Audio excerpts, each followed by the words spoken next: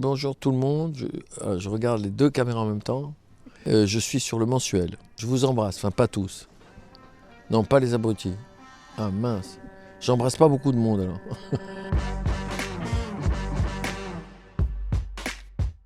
C'est pas vraiment une psychanalyse. C'est pas vraiment quelque chose qui me soigne.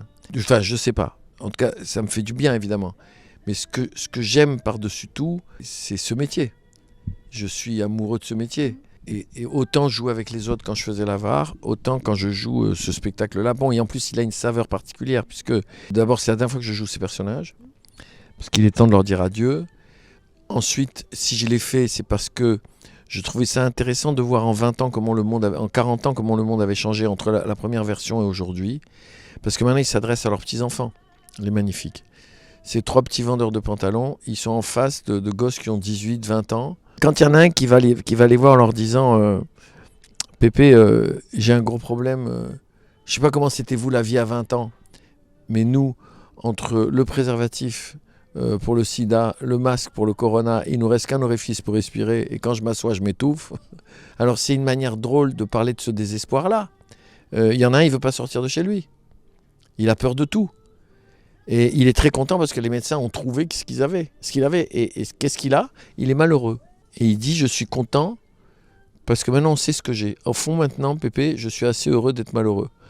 Comment voulez-vous qu'un mec qui a 90 ans, il réagisse à ça? C'est des modes de vie tellement différents, c'est des manières d'envisager le monde tellement différents, que mes trois magnifiques, à travers eux, je parle du monde d'aujourd'hui et à travers un aspect qui est la quête de sens, la quête d'identité, la quête de qui on est. Ça fait rire parce que la manière dont je traite le sujet, je le traite avec beaucoup de dérision, avec beaucoup de choses comme ça. Bonsoir! Je rêve que je me réveille demain en France, il y a 450 000 Français et 70 millions de Juifs tunisiens. Désolé, c'est un cauchemar. Jamais on parle des femmes, jamais! Ils ont de la chance que MeToo, ça n'existait pas à l'époque. C'est une catastrophe, il pleure, le pauvre, il me file la peine. Qu'est-ce qu'il a dans la main? Oh, une poupée de quoi? Oh, Tidalgo!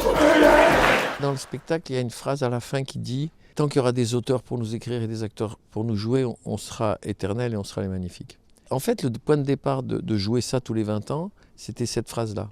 D'être fidèle à cette chose-là. Tout ce que je savais, c'était que la phrase était assez belle et puis c'était une déclaration d'amour au théâtre. Les personnages sont éternels tant qu'on les joue. Moi, j'ai passé 3 ans à jouer l'avare, il était vivant, et pourtant, Molière a 400 ans, 402 maintenant. C'est bizarre le théâtre, parce que c'est à la fois éphémère, puisqu'on joue un spectacle, c'est pas comme un film. On ne peut pas faire 5 séances par jour dans 100 salles différentes. Un spectacle, c'est qu'une seule fois, c'est tout. Une fois par jour. Chaque fois qu'on joue, on donne de l'éternité, ou on prouve l'éternité des personnages. Alors que le cinéma, c'est toujours du passé. C'est comme une photo qui bouge. Vous pouvez faire tous les portables que vous avez, toutes les images que vous voulez, vous pouvez taper sur Internet dans tous les sens, vous ne ferez jamais ce que je fais, jamais. Jamais vous pourrez me battre là-dessus. Et jamais ça disparaîtra pour cette raison-là. Le cinéma peut peut-être disparaître à cause de ChatGPT, tous ces trucs-là, au profit des séries, des plateformes, de Netflix et tout le bordel. Mais vous ne pourrez pas me fabriquer en chair et en os sur une scène, jamais. Mon art premier, mon art fondamental, ce qui a fait ma vie, c'est une chose éternelle, éphémère et éternelle. C'est bizarre, c'est paradoxal, mais c'est comme ça. À chaque fois qu'on joue, on prouve l'éternité des personnages. Et à chaque fois que le rideau se ferme, c'est fini. Il n'y a pas une séance juste derrière comme au cinéma, ou le lendemain matin. Bébé, je suis grave croque d'une go. Et le problème, c'est qu'elle est avec mon meilleur sauce, la go. En plus, mon rap, il est poteau avec son daron. Alors si jamais, bébé, si jamais, ils apprennent qu'il y a un bail chelou, ça va partir en couille, bébé. J'ai répondu, I'm sorry, I don't speak English. Quand il y aura des auteurs pour nous écrire et des acteurs pour nous jouer, on sera les magnifiques et on sera éternels. J'avais fait un spectacle qui s'appelait Anatole France et qui a été un bide terrible. Et un jour, je me suis écrit une lettre à moi-même où je me suis dit, mais pour qui tu te prends, toi? Tu crois que tu peux t'appeler Anatole France? Non, tu peux pas. Tu peux changer, tu peux évoluer, mais tu resteras toujours qui tu es. Quand je l'ai relu, J'ai dit, tiens, ça ressemble à un père qui parle à son fils, à de la mémoire qui parle au présent. Et je me suis dit, ah, c'est rigolo, pourquoi je ne ferais pas un truc sur justement 3 grands-pères qui se demandent qu'est-ce qui va rester d'eux quand ils vont disparaître, puisque leurs enfants changent de nom, les renient, ne veulent plus avoir affaire à tout ça. Et donc, à partir de cette lettre, j'ai écrit tout le spectacle. Il y a une phrase qui dit « Jette ton bâton en l'air et retombe toujours à la même place ». C'est pas valable que pour moi, c'est valable pour tout le monde. Si vous oubliez d'où vous venez, vous ne savez pas où vous pouvez aller. Vous oubliez qui vous êtes. Et vous ne savez pas quelle est la personne que vous allez construire. Moi, je me souviendrai toujours d'un copain qui est devenu un très grand médecin, qui est bourguignon.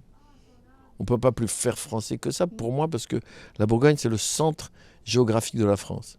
Il m'a dit, moi, quand j'ai un problème, je retourne en Bourgogne, dans la maison de mes grands-parents et de mes arrière-grands-parents.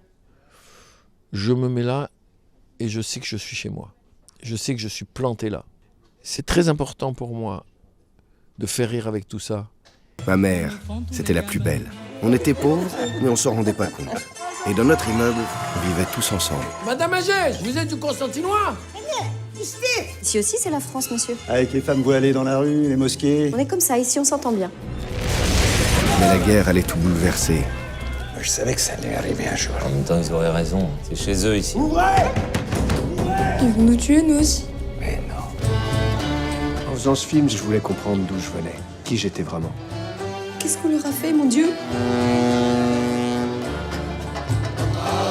Il paraît que quand tu seras grand, tu veux faire du cinéma. Ouais. Alors peut-être tu vas faire un film sur nous un jour?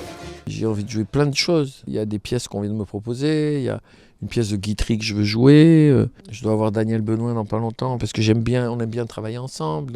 Et on travaille, en tout cas sur l'Avare, on a vraiment bien travaillé. J'ai mon prochain film que j'écris, difficilement, mais je l'écris. J'ai une pièce de théâtre que j'écris pour 3 femmes, dans laquelle je ne jouerai pas. Une fille qui aura entre 20 et 25 ans, une qui aura entre 40 et 50, et une qui aura entre 60 et 80. Peut-être je vais faire un stand-up aussi, parce que ça m'amuse beaucoup. C'est rigolo, je serai peut-être le plus vieux sur scène à ce moment-là quand je vais le faire. Je vais appeler l'EHPAD le spectacle, où il bougeait encore. Mais j'aime travailler, donc c'est peut-être pour ça que je ne fais pas mon âge.